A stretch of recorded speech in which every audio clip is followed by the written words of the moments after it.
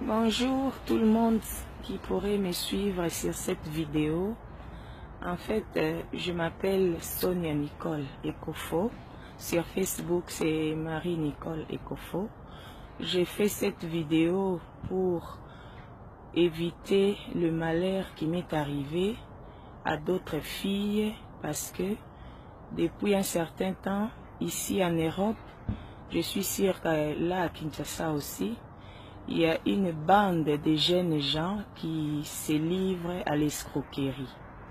Moi ici, je viens parler d'un monsieur qui s'appelle Freddy Mongo Ekofo, un Bruxellois qui, 2 ans auparavant, s'amusait à chercher des contacts avec moi sur Facebook pour devenir sa copine, pour devenir sa femme. Et pendant tous ces temps, j'ai refusé ces contacts. Je ne sais pas, comme par malheur, comme ce sont des professionnels. En octobre 2016, je connaissais son frère qui était agent à Bruxelles Airlines. Son frère Willy Djema. Alors, son frère, c'est quelqu'un de très gentil, très sérieux, que j'ai connu juste parce que je faisais souvent des voyages Kinshasa-Bruxelles pour mes affaires. J'avais ouvert une boutique à Kinshasa. J'avais ouvert un dépôt de boissons. Donc, pendant que je faisais mes va-et-vient là pour mon commerce, que j'ai fait connaissance avec son frère qui est agent à Bruxelles Airlines.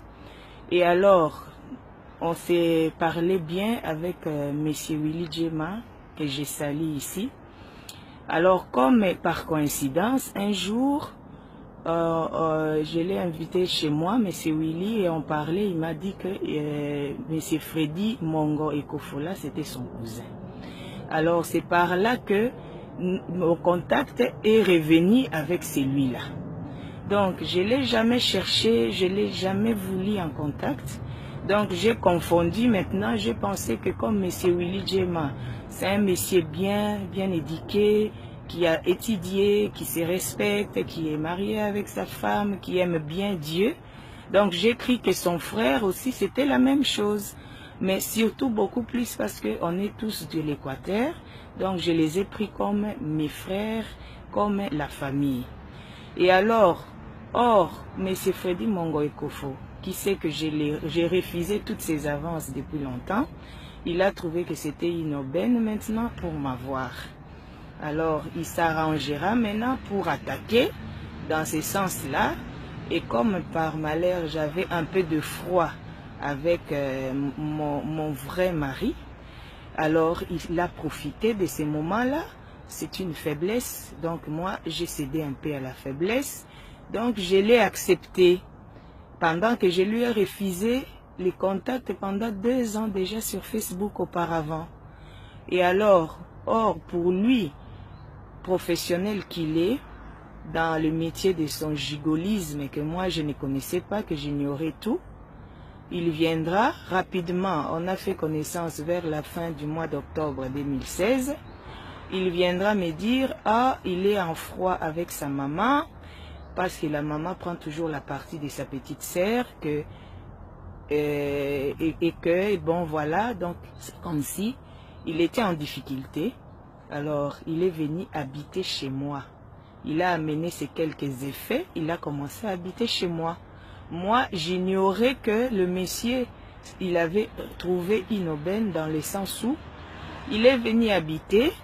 Du jour au lendemain, il a trouvé dans ma bonne vie et tout ce que j'avais. Donc, pour lui, maintenant, c'était plutôt, il voulait faire voir au monde, maintenant que il a des villas, il a des belles voitures, il a ceci et tout ça, moi j'ignorais. Alors il commençait maintenant à me faire pression. Tu dois me prêter l'argent pour que je puisse faire mes conteneurs. Moi j'ai dit, moi je reviens de Kinshasa, j'avais fait le business là-bas, j'avais résolu de ne plus faire le business à Kinshasa. Parce que ce n'est pas sérieux tant que tu n'es pas là sur place. Si tu fais un business, ça s'écroule toujours. J'ai perdu déjà beaucoup d'argent, je n'aime plus faire le business à Kinshasa.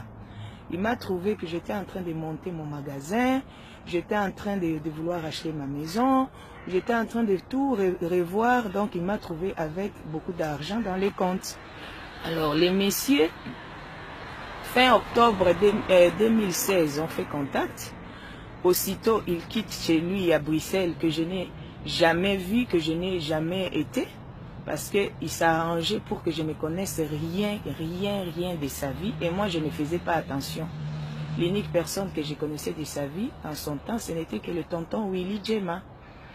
Et alors, curieusement, pression le matin, pression le soir, pression le matin, pression le soir, prête-moi l'argent, je vais faire le business. Moi, j'ai dit, moi, je ne m'engage pas à ce business-là, je ne veux pas le business. Et alors, comme il y avait une petite faiblesse là, donc j'ai dit, bon, peut-être il peut être sérieux, il s'est porté garant, il dit, moi, je vais aller. Si tu as fait le business par le passé au Congo et que ça n'a pas marché, cette fois-ci, moi-même, je vais aller. Donc, s'il y a un problème, je m'engage moi-même à te rembourser l'argent. Ça va marcher. Le monsieur me fait faire acheter un conteneur d'oignons en Hollande. Vous allez voir des factures. Il dit d'envoyer au nom de sa tante, la petite sœur de sa maman, Pembe Kofomado. Et puis, il prend, et je lui prête aussi une bonne partie pour terminer le conteneur des voitures qu'il faisait. Depuis les années, il n'avait pas l'argent pour pouvoir l'acheminer, ajouter des choses et l'acheminer au Congo. Donc, en somme totale, 21 750. Que je le prête pour faire ce business-là et qu'il s'engage à me rembourser au plus tard janvier 2017. Alors, rien que dès qu'il a pris l'argent, j'ai commencé à avoir des comportements bizarres. Maintenant, dans l'entretemps, si je pars dans un magasin acheter des habits pour mes enfants, le monsieur, il doit se coller. Il faut que je lui achète aussi.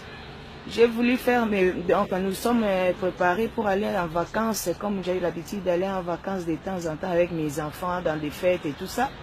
Le monsieur vient se coller absolument. Tu dois m'amener aussi en vacances. Nous partons en vacances avec mes frères, hôtel, tout ça. J'étais même plus libre. Si je vais faire des achats pour mes enfants, il doit se coller. J'ai des factures. J'ai été en Espagne, à Corte Inglés, j'ai acheté des habits de mes enfants, des habits des Zara et tout. Les messieurs, au même moment, si je prends un pantalon pour mon fils, il va prendre un ensemble de vestes pour lui. Si je prends la cravate pour faire cadeau à quelqu'un, il va aller prendre pour lui. Comme si, moi, je devenais vraiment sa banque, quoi. Avec tout ça, je me disais, bon, en même temps, on est des mêmes coins et tout ça. J'ai continué un tout petit peu à confier, mais tout en commençant déjà à me poser plusieurs questions. Mais entre-temps, à notre retour des vacances de fin d'année en 2016, le monsieur prend l'avion par la France, il part au Congo, soi-disant il va suivre les conteneurs et tout. Jusque-là, tout est normal. Mais avant même qu'il n'arrive à Kinshasa, de ce côté ici, je reçois des messages des petites filles qui m'envoient des messages du genre, leurs échanges, qu'il arrivait à Kinshasa, qu'il les recherchait pour passer de bons moments et tout ça. Je ne m'en foutais. Maintenant, j'ai commencé à l'appeler. Comment ça évolue les choses là-bas? Le monsieur a coupé les contacts avec moi. J'ai commencé à me démerder toute seule. J'ai cherché mes amis que je connaissais là-bas. J'ai commencé à leur donner les coordonnées des conteneurs, de tout ça, jusqu'à ce que je viendrai apprendre, 4 mois plus tard, que les conteneurs étaient déjà arrivés à Kinshasa, que le monsieur avait déjà bel et bien dédouané, qu'il a tout vendu, et donc moi, même pas un centime. Les disputes ont commencé. J'appelle, ce sont les insultes. J'appelle, ce sont des menaces. J'appelle, c'est ceci, c'est cela. L'argent perdu, disparu. Alors, après, il a fait sa fête là-bas. Alors, toujours des mensonges, que les biens sont entre les mains de ma tante, ce qui n'était pas vrai. Que les voitures sont restées chez un colonel où il louait les flats à limiter. Je n'en sais rien. Dans tous les cas, c'est moi qui reste perdante jusque-là. L'argent n'a jamais fait son retour, même pas un centime. Maintenant, ici, avant qu'il ne parte, il s'est arrangé. Mon véhicule que j'avais acheté pour mon magasin, le messieurs, il va aller avec en Allemagne, en Hollande, partout au monde, sans mon autorisation. Mais toutes les pluies des amendes, des circulations, des excès de vitesse, de n'importe quoi qu'il a fait à mon nom. Le messier, avant de partir, des locations de véhicules et tout ça, je ne comprenais pas que tout ce qu'il demandait à faire, il le demandait toujours que moi je fasse à mon nom. Il n'a ni carte bancaire, de crédit, ni ceci, ni cela, tout sur mon dos. Donc il voulait vraiment changer rapidement sa vie de clochard sur la route à Bruxelles à une vie de bourgeois qu'il a toujours rêvé. Mais malheureusement, je suis tombé dans les filets d'un bandit sans se rendre compte. Et c'est un bandit qui n'agit pas seul, qui agit en réseau. C'est ce que je suis en train de dire. J'ai des vidéos que j'ai enregistrées, des audios que j'ai enregistrés, de comment il s'est fait valoir que c'est un bandit qui fait partie des bandes, qu'il est un vrai bruxellois, qu'il va finir avec moi parce que je demande mon argent. Et alors, à son retour ici, il a voulu continuer à se faire riche, bourgeois, à s'accaparer de mes biens, de tout ça.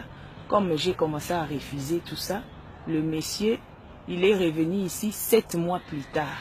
Donc depuis janvier, il est revenu au mois d'août. Et il est revenu toujours en me trompant, comme quoi, paye-moi les billets que je revienne, comme s'il m'apportait mon argent. Je vais venir tout expliquer, je vais venir, on va arranger. Alors, comme j'étais vraiment en détresse, j'ai dit, bon, enfin, peut-être qu'il va m'amener mon argent. Je me permets encore de lui payer les billets de retour pour rentrer ici. Mais dès qu'il arrive, or, les bits, c'était pas ça. Les bits, c'était y rentrer maintenant pour venir achever, voler encore beaucoup plus parce qu'il a laissé des grandes promesses là-bas, que je vais faire les affaires avec les Chinois, je dis là. Donc, sa banque, c'est moi. Alors, il arrive à sa grande surprise. Moi, j'ai déjà pris mes dispositions. Je ne vais rien savoir de lui. Et j'ai fermé les robinets. Alors, les disputes ont commencé. Maintenant, c'est les chantages. Il prend mon téléphone, mes échanges avec mes amis, mes potes ou quoi. Ça devient pour lui les chantages. Oh, que tu es pute. Oh, que tu es ceci. Oh, que tu es cela. Moi, je dis, mais mon problème, ce n'est pas ça. Mon problème, c'est mon argent. Où est-ce que tu as mis mon argent? Qu'est-ce que tu en as fait le 21 750 que tu as signé? Que je t'ai prêté malgré moi? Que je t'ai prêté sous menace? Que je t'ai prêté par pression? Où est-ce que tu as mis mon argent? Rembourse-moi même une partie. Jamais de la vie. Donc les choses se sont succédées dans l'entretemps. Des amendes, des huissiers, des ceci, des cela, tout causé par lui. Et alors, comme il n'a pas de cœur, il me dit d'attendre. Bon, j'ai commencé à attendre. Si je l'appelle, c'est juste pour demander l'argent. Non, il va s'arranger, il me coupe, il me bloque dans ses contacts. Les Facebook où il m'a harcelé en son temps pour devenir sa copine, il fait disparaître ces comptes-là. Donc, il s'arrange pour tout faire pour que je ne les retrouve plus. Donc, maintenant, moi, j'ai commencé à chercher, à fouiller par-ci, par-là les réseaux sociaux aidants. Je l'ai encore retrouvé. Dans l'entretemps, j'ai essayé de contacter sa maman pour lui parler, pour lui donner conseil, pour voir si je pouvais récupérer quelque chose. Ça tourne mal, sa maman me demande, amène-les au tribunal si tu veux, parce que tu n'es pas l'unique femme qui l'a escroqué. Quant à moi, il ne faut pas m'impliquer dans vos histoires, parce que quand tu lui as donné, je n'étais pas là. Donc, je n'ai rien à faire pour toi. J'appelle ses frères et son oncle abbé en France, Marcel Bakola, il m'entend là. S'il voit cette vidéo, il m'entend. La même chose. Freddy n'écoute personne. Comme il n'écoute personne, il est adulte. Nous ne pouvons rien faire. Donc du coup, je me suis retrouvée seule avec l'escroc et sans solution nulle part. Et moi, tout ce que il me nourrit que des menaces de me tuer, des menaces de payer les Albanais pour venir me tuer, des menaces de venir brûler ma voiture, des menaces de venir me tuer dans ma maison, des menaces de venir casser ma maison, des menaces de venir voler dans ma boutique, des menaces. Donc, c'est tout ce qui me nourrit en retour, sans promesse de rendre même un centime. L'Europe ici, ce n'est pas facile. Comment tu peux te permettre quelqu'un qui t'a fait un peu confiance, quelqu'un que j'ai pris un peu comme mon frère, quelqu'un que moi j'ai logé, nourri, vêtu, que j'ai aidé avec un bon cœur, un grand cœur. À ce moment-là, il ne savait pas que j'étais avec mes 3 enfants que j'élevais seul. À ce moment-là, il ne savait pas que dans ma maison où les domestiques venaient nettoyer et tout, ils profitaient de la bonne vie. Tout ça, il ne savait pas pour qu'aujourd'hui, il puisse commencer à chercher à me salir. Il commence à insulter mes enfants des bâtards. Il commence à dire de moi que je suis sale. Il commence à dire de moi que je suis vieille.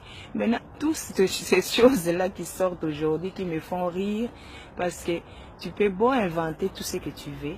À partir du moment où je sais que toutes ces choses-là sont fausses, l'unique souci, c'est que tu as escroqué l'argent, tu es habitué à les faire, et maintenant, il y a une femme qui a préféré te tenir tête, faire savoir au monde ce que tu es réellement.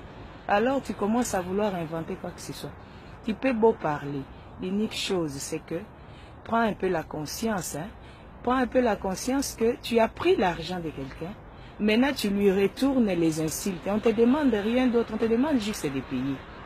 Quant à l'amour ou quoi que ce soit, une personne que je connais en fin octobre 2016 et que je lui prête l'argent le 22 novembre 2016, même pas un mois, un mois de s'être connu. Il se colle à moi en décembre pour les fêtes, pour avoir les habits et tous les biens qu'il avait besoin pour aller montrer à Kinshasa qu'il est riche, qu'il est bourgeois, qu'il a ceci. Et puis en janvier, il s'en va à Kinshasa. Et depuis lors, 7 mois passés à Kinshasa, il revient ici, après 7 mois, sans un seul rond. Alors, quelle est la relation sentimentale ou des maris et femmes qu'on a vécu avec lui? Aucune. Donc, ça ne sert à rien de commencer à dire des bêtises aux gens, du genre, oh, naboye, yango, oboyi mutumokote, tu as été démasqué depuis décembre 2016. C'est moi qui t'ai éjecté. J'ai commencé par te retirer mes voitures. J'ai commencé par tout te retirer. Les paix d'habits qui étaient restés, que j'avais achetés pour toi, j'ai commencé par les mettre à la poubelle. J'étais tout retiré, j'étais éjecté déjà, ça fait longtemps. Je te recherche tout le temps à cause de mon argent. Je ne peux pas avoir une relation avec toi. Toi, tu n'es pas une personne qui peut avoir une relation avec moi. Je dis bien ici, je reconnais que j'ai failli, comme tout le monde. J'ai essayé de faire confiance en te prenant comme mon frère. Parce que tu portes mon nom comme par malheur. J'ai essayé de t'ouvrir la porte en regardant ton frère Willy Djema, qui est un tonton qui